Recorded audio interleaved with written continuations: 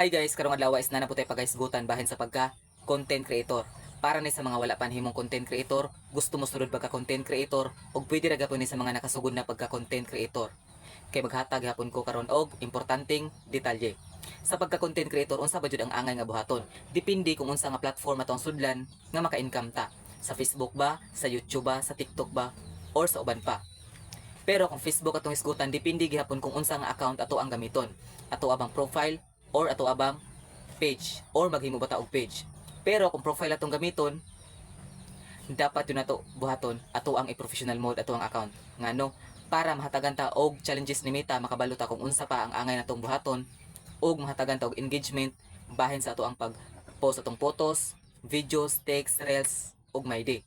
Kay base nakasugod na kadra pagka content creator, unya wala nimo gi professional mode imong account, dili ka mahatagan og challenges ug dili ka mahatagan og engagement. Ingon ana ka importante ang pag-professional mode sa imuhang profile account.